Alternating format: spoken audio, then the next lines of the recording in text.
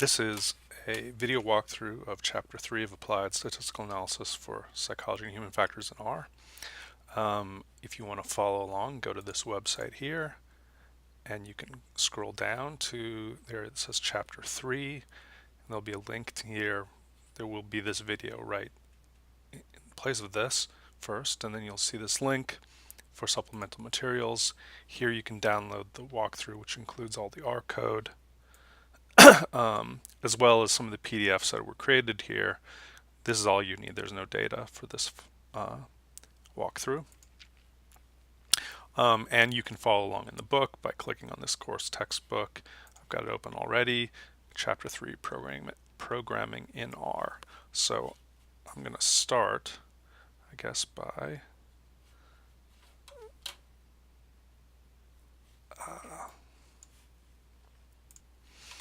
all right, I've started by opening up RStudio. I have the last chapters walked through here. I've saved the walkthrough R file here, and maybe I can open it just by dragging it in. That actually opens it through the R console, the actual baseline R package. So to open it in RStudio, I'll just go to Open File and then navigate to where I have it, and I'll open it. So this includes all of the code that we're going to be using within this walkthrough, and that's used within the chapter. So we have our basic understanding of how to use R, how to use the console here to write things, but the problem, and we know how to use functions. We've used a lot of functions. You know, we could I think we use plot 1 through 10. Plot is a function, and what plot does, actually if we type plot, it'll tell you what it does, and it tells you, oh, it's a function and it uses some compiled thing. But there's other functions that are actually written in R itself, and especially if you use different packages, it's likely to just be R code. And you'll find that if you make your own functions, it can automate things and make things a lot simpler. And that's what we'll look at today, making functions that can simplify your life, that do things repeatedly and can help you do analysis easier, more quickly, things like that. So the way functions are defined are a little weird if you're used to many other programming languages. So it starts with this definition of a function here. And in fact, you don't, this is all you need for a function.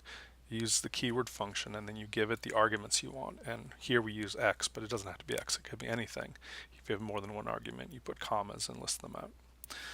And then you write code, and anything available within this parentheses is going to be available in here. So what I'm going to do here is this is just an easy way of computing standard error, which is going to be the standard deviation divided by the length, the square root of the length. So because it takes a few processes, we could put that in a function. And it turns out SE is not a built-in function to R. So here I take x, we'll take a set of values, and I'll say standard deviation of x. I'll assign it to a variable, and then I'll compute the SE and then return it. So this function then gets assigned to a name called SE. So now if I execute this, I can use SE just like a function.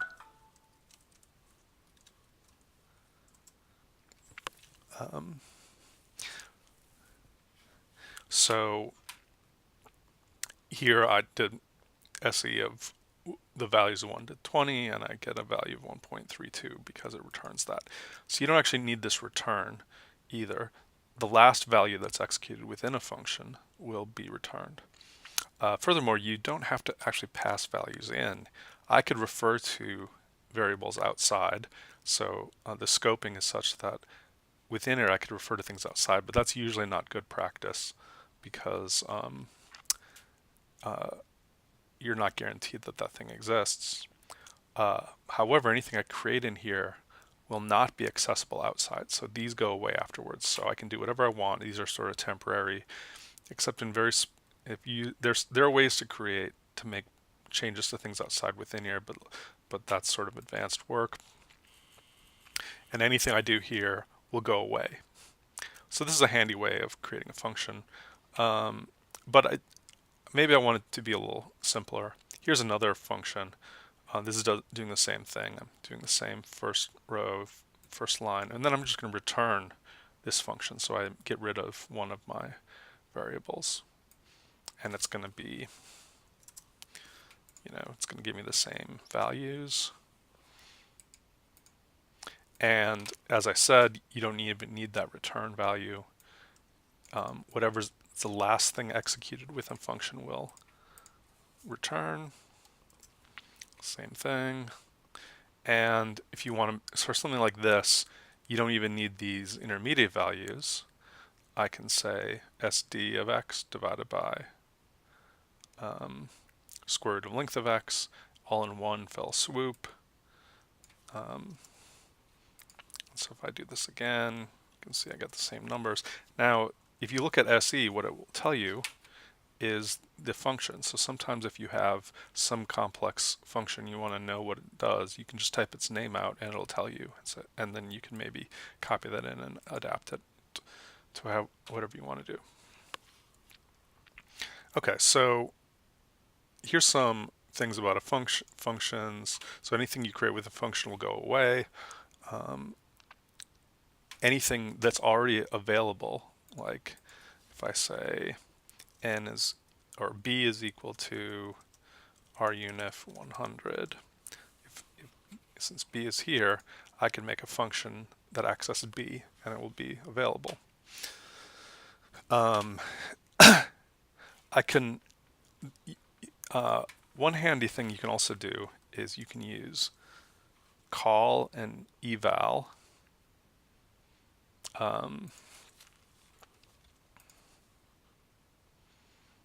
to call these functions. So I can call it by name.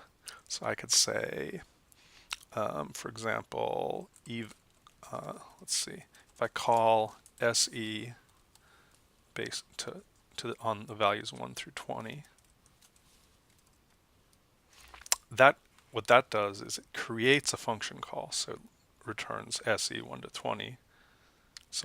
And then I can say eval that.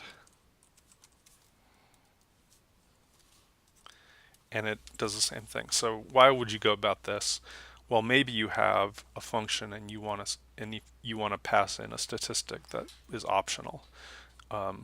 You want to say, well, I want to plot means, but you decide which means. So you could pass in the name of a function, and then within a function, I could call whatever name you give me. So that would be one reason to use it. Or maybe you compute your own loss function, and then I use some general purpose optimizer on your loss function. You pass the loss function, then inside that loss function you use this. So that's sort of some handy ways to use this. One interesting thing also is that SE is equal to this. I could make SE equal to 33, and that's going to be different. So I type SE, but I can still do SE 1 to 20. Oh, no, I can't. Strike that.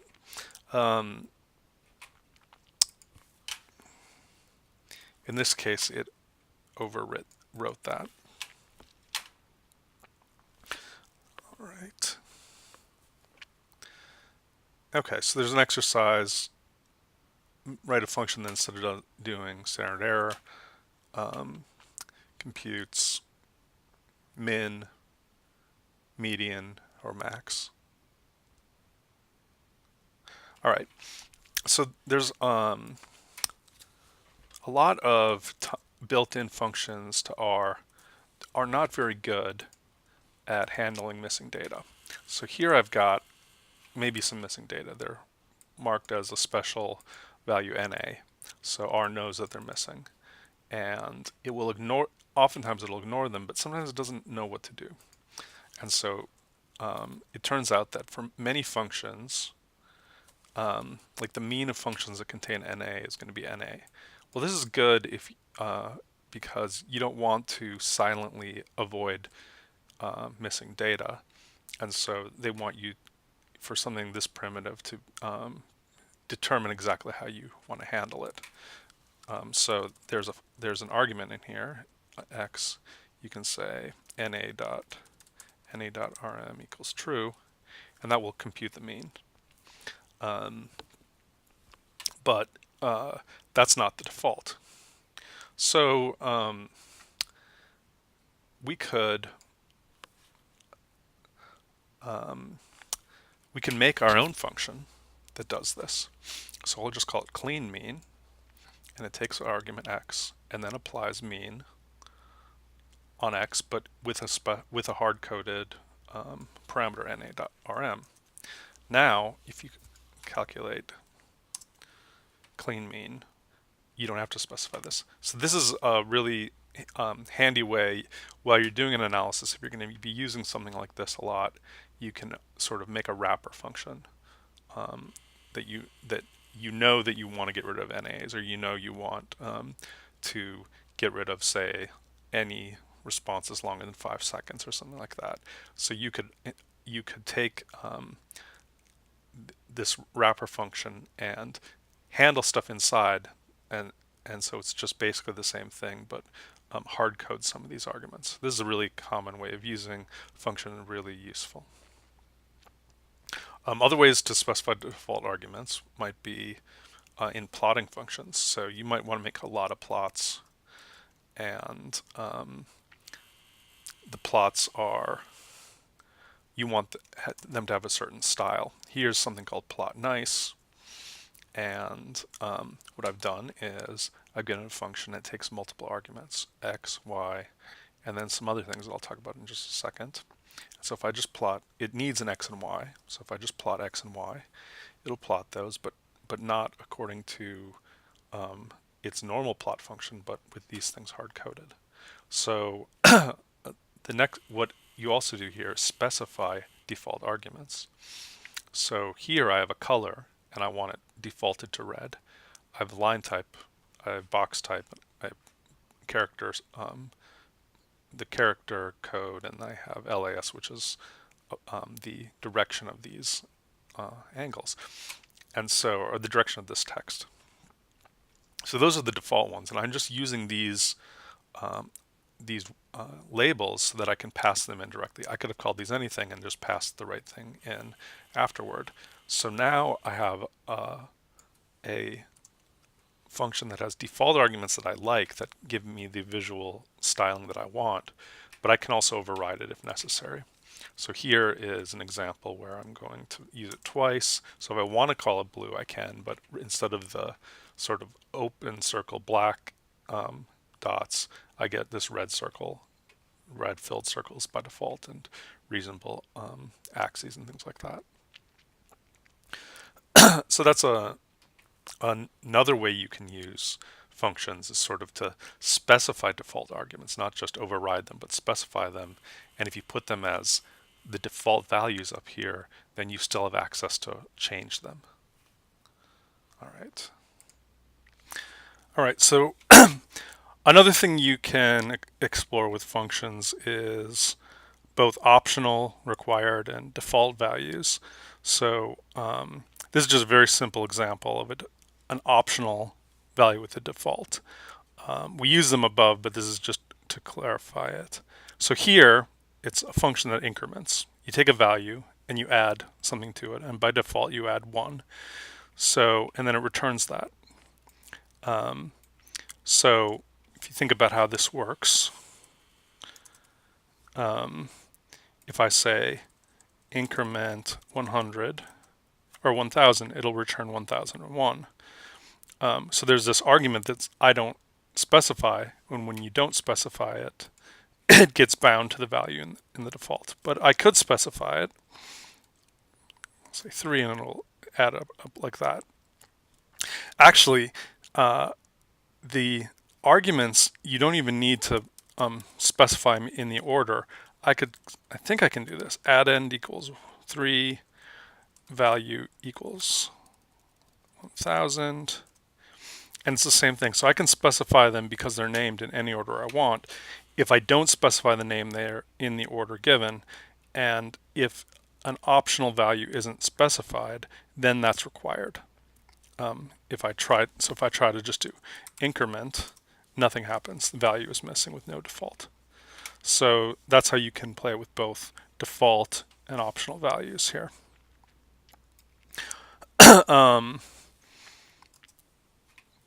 Here's one that makes a bar plot by default. It puts 5 values in, and it labels them based on the letters of the alphabet. So if I do plot letters 1 through 10, it will plot them, this bar plot, with each axis named by the letter.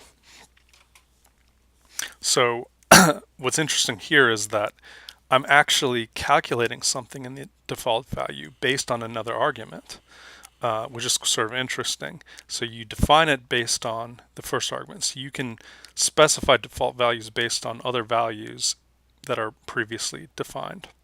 I'm not sure if I could have a third argument and call one later, but default values don't even have to be hard-coded. They can be calculated and computed.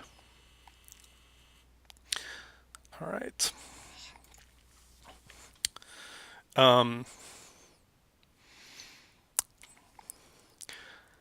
So there's a lot of ways to handle checking for missing values.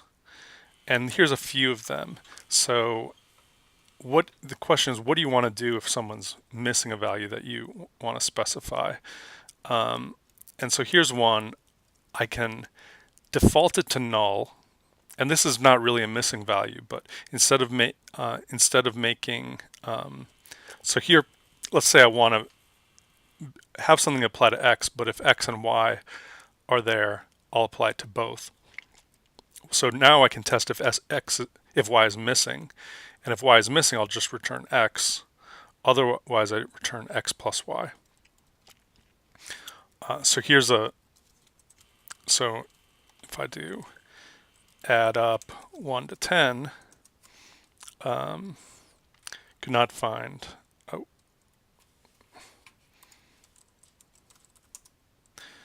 apparently I spelled this wrong. This should be lowercase. Let's define that again.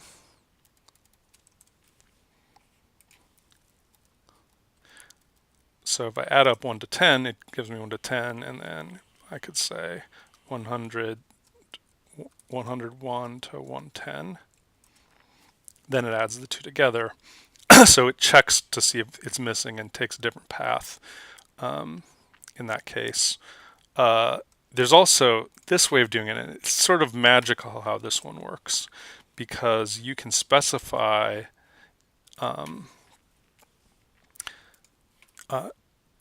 if y is missing, generally, like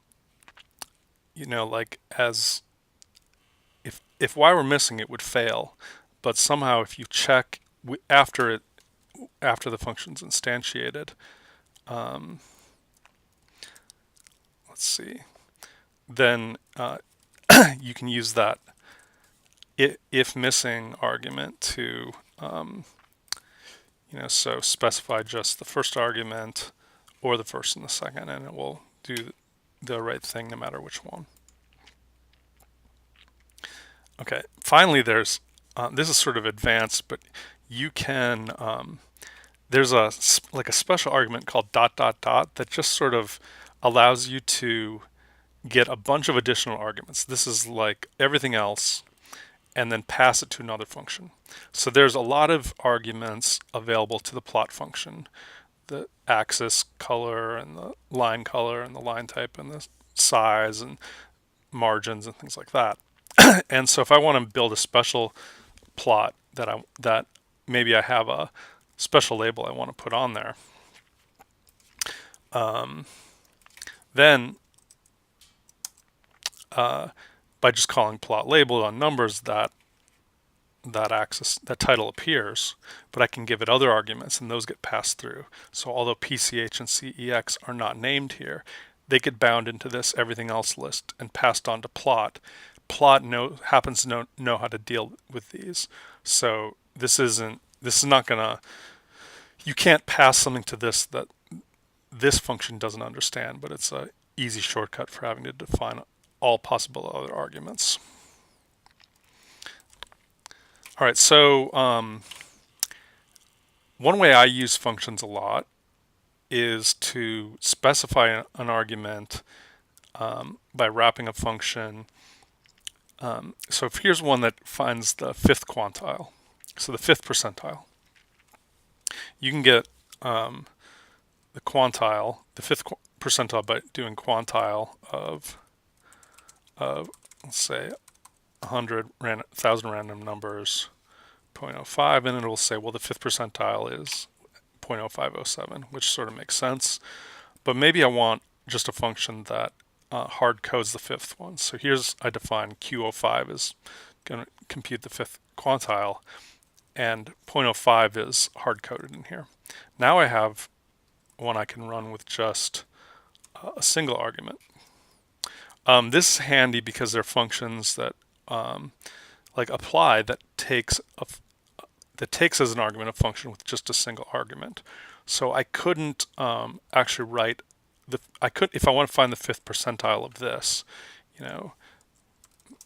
mat is a matrix, apply will apply a function to row or a column. This is applying it by row. I couldn't give it two arguments, but quantile requires two arguments, so I can build this function here and then use that function to get the fifth quantile of every row. And here the fifth quantile is 0.2, 0.05, 0.17, 0.04.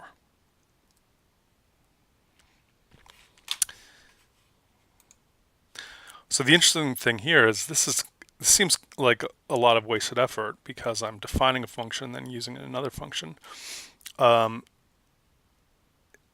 There's something really interesting if we look at how functions are defined. We create them with that function argument and then we assign them a label to a name. Well, we can actually use a function without assigning it to a name in many cases, like in the eval function I showed you earlier, or in the case of an apply statement. So in an apply or an lapply, let's see what we can create. This data set x2, which is just 10 numbers sampled from in a way that they're correlated. So A is random, B is A plus random, and C is B plus random numbers. And so there's functions lapply and apply, but that apply a function that we create based, in this case, on each column or each row. And but here I can just put this function definition in the argument of lapply, which usually takes a function name. Oh, I messed that up. So if I execute that, we can see that what it did is it took every variable within the data frame x1, that's A, B, and C, multiplied each one by 2, and spit out a new data set or new data frame or list, actually a list of values with the new A, B, and C. Sapply does the same thing but retains the matrix form. Now what that did is pretty simple. It took all the numbers in the column and multiplied them by 2, but apply lets you do things like apply will apply that function to the whole column. So here we have the mean of each one, or the mean of each column. So what happens is the apply function separates them out. Each column feeds each column into here, and then it computes the mean and then brings them back together. So this is can be a handy shortcut by using what's called a nameless or a lambda function instead of defining the function, then using it later. This could also be used for filtering out missing data, which I think we have an example of as well. All right, the next topic here is conditional branching. And so one of the key idioms in all programming is the if statement.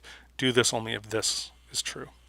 And so we already, when we talked about types of data, we talked about Boolean or logical, true or false, and how that is identical to 0 or 1.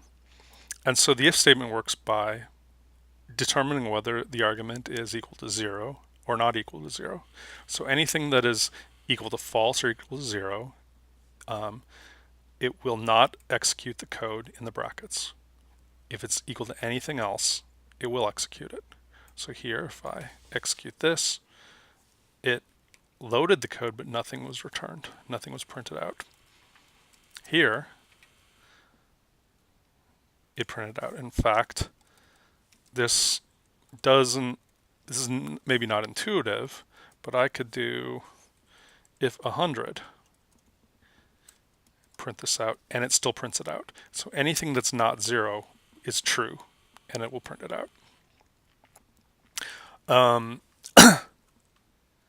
So I can find a value between 0 and 1 by using sample. So every time I do this, choice is true. It just samples one of these. And so I don't know which one is true, but if I run this, let's see what happens. So choice happened to be false, so it said if choice is false, so then it's chained together with an else statement. So else, this is run. It printed choice is false. It said B and assigned it to 13200, and A remains NA, and B is set to 13200. I could run this again. You can see the choice was true, and it was set to 1100. Every time I do this, it's going to go down one branch or the other, and I reset A and B each time. So that's how an if-else statement works. But you can actually chain multiple if statements together. So you can do one thing if it's one value, otherwise you can do another test, otherwise you can do another test, and so on. So I'm just encapsulating in a function so we can run it multiple times. So I'm going to call it test, and let's look what happens. First, it's going to sample a value that's either 1, 2, 3, 16, 40, or 80. It's going to print what the choice was. And now I'm going to do a bunch of different logical tests. So here is a way of saying, well, if choice is greater than 25, so that would be any of these, and choice is less than 90, so that's, well, all of them are going to be less than 90, so that's okay. It's going to print 1. The ampersand does an and, so both of these have to be true for this to exist. Okay, so if that's not true, it's going to test if choice is less than 50. So if it's any of these, to else if, and so notice there's a space here. So we just keep on chaining else's with another if statement. Else if choice is equal to 3, we're going to do that. And this is kind of complicated. I didn't do every single one of them, and so it's often useful to have a final thing that catches if it didn't, even if you think you're being exhaustive. And there's this function here called warning. Warning just prints out a warning message, and then repeats the warning message. So if that code ever executes, you know that you're doing something wrong. So we're gonna try this and see what happens. Test, it was 80, option 1, 16, option 2, 16, 2. So you can see that over and over again, I can run that code and get different answers each time. All right, so that's the basic of conditional branching. Now this type of if branching is generally slower than other types, but it can be a little easier to think through. You don't have to, but there's others that can be a lot faster that we'll talk about. So if you can see how if it's not really a function. This is a keyword of the language. It's a core part of the syntax. It has if with this function, but then it has this bracket behind it. There's a function called if else, which works a lot more like it works a lot more like an if else statement in Excel or something. So let me again sample x, and x is going to be either 1 or 2. And so let's say I want to do a recoding. I've got a bunch of responses and I want to maybe make them numeric, or a bunch of numbers and I want to make labels because you want to code the data in a different way. Or you could have, maybe you have a Likert scale from 1 to 10 or 1 to 7 and you want to recode all of them above mean as positive and all of them below mean as negative. So here's a hard way. You can say, well, if x is equal to 1, these are all going to be 1s or 2s. If x is equal to 1, I'll call y equal to 1. Otherwise, I'll call y equal to 2. And, we can look at y here. So if I run this multiple times, here it's 2, here it's 1, here it's 2, here it's 1. So that's kind of a wordy way of doing it. Now there's another way, if else. The if else statement does a test, and so I'm going to do x double equal 1. Notice this is a double equal. A single equal will not work, right? A single equal probably won't fail, but it won't produce the results that you're interested in because it will assign 1 to x, and then x will always be true. And so it will always go to 1. But so x double equal 1 is going to be equal to 1, otherwise 2. So that's, what did I do? I just jumped to the top.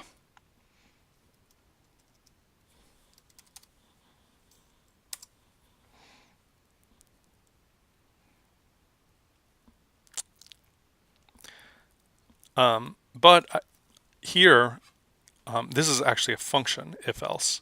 It's not a primitive keyword. So if x is equal to 1, it will return 1, otherwise it will return 2. Now so here we would get the same thing. Now the nice thing about if else that you can't get with the if statement as easily is it can recode a whole vector at once. So here we have x, and I've sampled 10 values of 1 and 2 with replacement, so x just happens to be a random set of 1s and 2s. And now if I say if else, I can test if x is equal to 1. So if I do x is equal to 1, now this is going to be transformed into trues and falses. And so for every time that's true, it's going to use this, and every time it's false, it's going to use that. So now if I look at y is 2, 1, 1, 1, 1, 1, 2, 2, 2, 1. So it has recoded the numbers to the text numerals in one little line. So this can be a lot easier to do and pretty fast as well.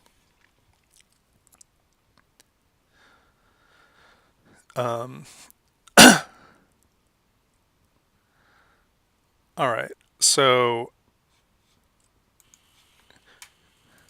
I've used this before to do things like truncating data. So many times, here's just a way of making sort of a fake response time distribution. If you have people make responses quickly, you'll generally see something that looks like this.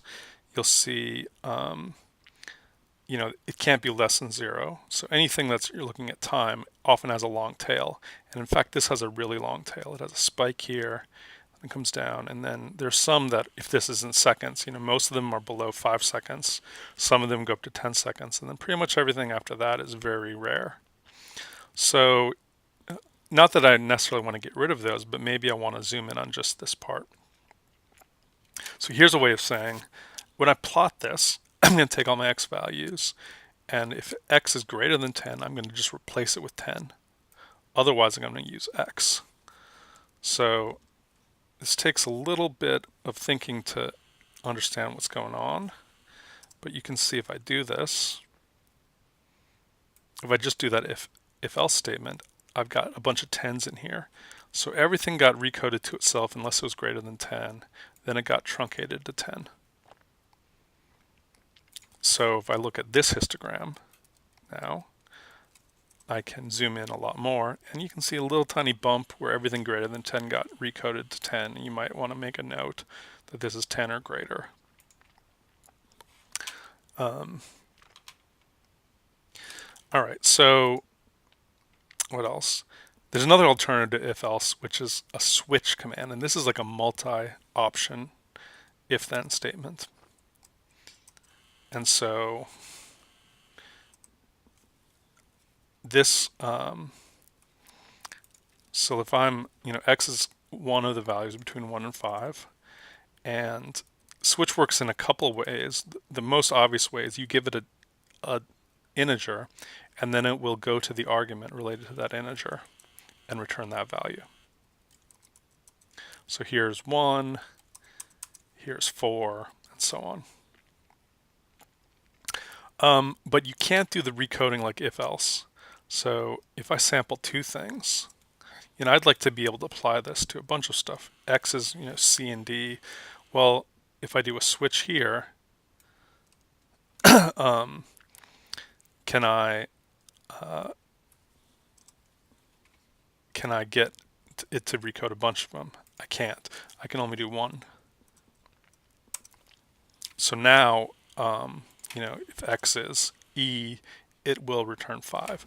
Now but there's a second thing here, that if you don't give it a number, if you give it character or a factor, it will find, and then you can specify the rest of them like this, and it'll find the thing that matches.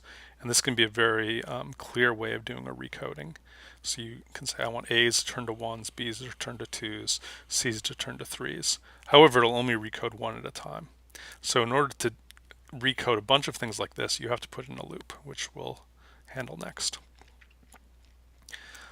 All right, the next topic is iteration and looping. And oftentimes you use conditional if-then within a loop to handle recoding of a bunch of things. But looping is maybe one of the most common sort of programming idioms you'd use for data, because what you have is a lot of values and you want to do something to them, and you might want to do the same thing to a bunch of values. Maybe the most dangerous loop is this. One of the most dangerous loops is the while loop, because you can get stuck inside a loop and never be able to get out and be waiting for it to come back, and it will never return. So while loop will continue the stuff in this bracket as long as this value is true. So I start making equal to true, and then here I'm just going to set up a counter. So this is going to run until it's no longer true. So on each iteration, I sample a random number, I'll print it out, and then if it's greater than 0.99, I will set continue to false. So what we're going to see is that probabilistically, this is kind of like a game of Russian roulette, where you have 100 chambers in your pistol and one bullet, and how long can you keep spinning and shooting before you actually hit one of them? And sometimes it's more than 100, and sometimes it's less than 100, and so on. So here I've made sure that, well, it's bound to sample a number above 0.99, but the only thing that's allowing me to exit is this little command. And if this is really easy to screw up, you could do this wrong, accidentally put 1.99, and it would never return. Maybe this is even more dangerous because you're not even doing a check, but you can exit a while loop with a break command. You do this break keyword and it will exit. This does basically the same thing, but it's always going to loop. It never, it always loops. There does no check here. And then you break out by doing a check here using an if statement. So this will, just like this only executed when x happened to be greater than 0.99, this will only execute if x is greater than 0.99. You can see it produces basically the same behavior. It's going to be no less or more faster than the previous one. It's just a different way of doing it. This repeat function is basically the same as this while true. So there's no way of getting out of repeat with with the first method, you can only do it with a break. And here I'm using cat because cat prints things out without a carriage return. So I can see without having to print out the numbers how many of these samples did it do. And you see some are shorter and some are longer. Okay, so those are looping functions that are sort of easy to think about, but you try not to use those because it's easy to screw it up. And if it's deep within a function, you'll be sitting there for 10 minutes waiting for it to come out, and you don't know if it's there, or you have to debug it, and it's annoying and things like that. So there's a for function. For is sort of the workhorse loop function. So I'm going to make 100 random normal values, and then I'm going to use this for I in 1 to 100. So let's break this down. 1 to 100 will just give me those, or 1 to 100 will give me 100 values.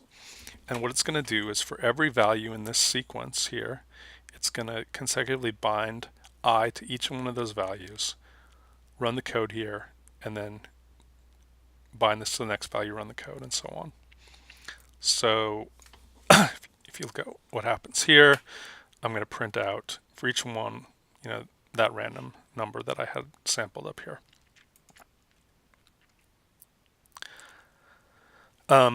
But this is really flexible. This is kind of weird syntax. It doesn't look like the rest of R because I don't have commas or anything. I say I in, this is a special keyword, and then a sequence.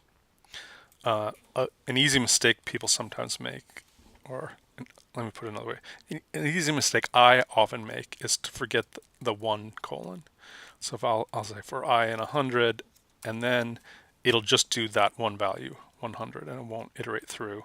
And I'll think I've done something really quickly when I didn't do it at all. So we'll put that back. These values don't have to be numbers, though. They could be any list. So here's a list of values, 1, 2, 3, 4, 5. And I can do for I in x, and now every time I gets bound to a different element of x, 1, 2, 3, 4, 5. If you iterate, you can do this for a data frame for I in x2. So think about what's going to happen here. x2 is 100 rows and 3 columns. So if I say for I in x2, x2, this data frame, is actually stored as a list of vectors. The first element is A, the second is B, the third is C, and so it's going to do whatever for every, for first A, then B, then C. So if I do for I in x2, it first gives me the mean of the first column, then the second, then the third column. We talked about factors before. So here is, I've assigned each one of these to a random different group, 1, 0, 1, or 2, or 3. Maybe there's a 4 in there. I'm not sure. And so now maybe what I want to do is combine our filtering together with plotting. So this is something I use all the time. If you have different levels of a condition, maybe different participants, maybe different conditions, different treatments, you can make a loop over the levels of x2. So let's see, x2.group is this factor. Levels are specified down here. So if I just do levels of x2.group, it'll be these levels. So now, if I go through the levels, the first time through it'll be equal to 0, then 1, then 2, then 3. And now I can use that to filter. So I'm going to say temp is equal to x2 with those values of x2, those rows of x2, because I have it in before the comma, where the group is equal to 0, 1, 2, or 3. And then I'm going to plot the subset of each one of these. So here I plotted the ones that happen to be equal to 0, 1, 2, and 3, and so on. I could have used the levels. I could have used I as the main title 0, 1, 2, and 3, or done more fancy stuff, and so you can see how this would be an easy way to say I want to do a separate analysis for everyone who got my treatment, and then another one for everyone who didn't get my treatment, or I can do this separate analysis for every subject. You iterate over the levels of that factor, then you filter, and then you do your analysis on that filtered data.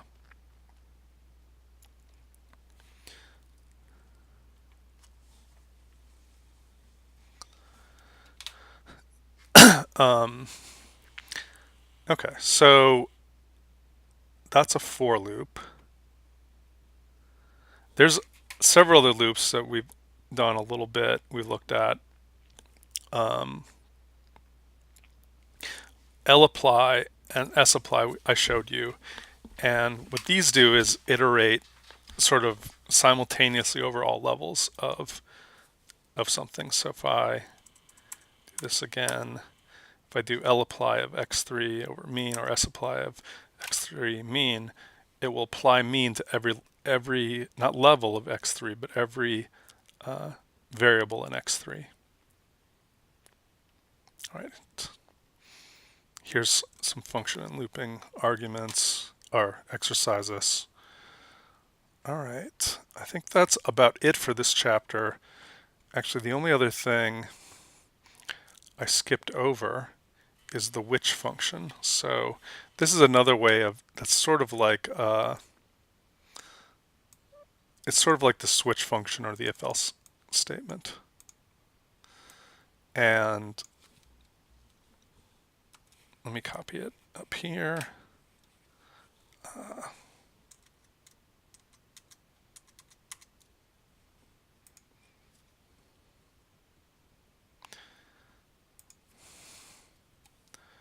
I think it should go about right before iteration.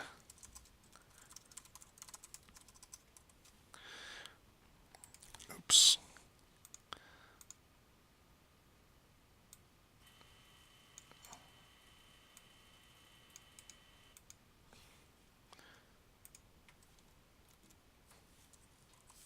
Here we go. All right, so here I have x, which is a set of values a through e, so I use letters, gives you all the lowercase letters. Letters 1 through 5 gives me a through e.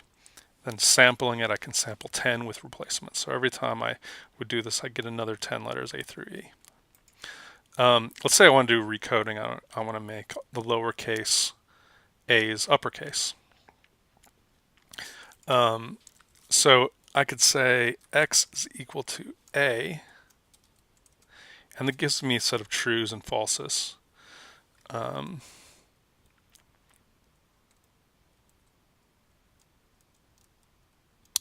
And I could actually do the recoding by saying x of, for which x equal a is equal to a, but which gives me a slightly different way of doing this. So if I put this in a which command, where I don't have these brackets, it returns the elements for which that happens to be true. So you can see the first, the third, and the sixth, and no others are true. And this gives me those elements. So this is another way of, so I could say x and then filter on this, and since these are not logical, they're integers, it gives me just those elements. And if I want to assign it like this, now it's recoded all of the lowercase a's to uppercase a's. So there's some times when this is really handy to do and maybe faster than doing it the other way, but you can select the specific elements that match by row rather than just by sort of a true-false vector. All right, so that is it for chapter 3, and the next, stay tuned for chapter 4. where we're going to start tackling, let's see, graphics. Well, we've used some graphics here, but we're going to take it more systematically and look how you can use a lot of different R graphics primitives to piece together a complex graph with a lot of layers with a lot of information in it. All right, thank you.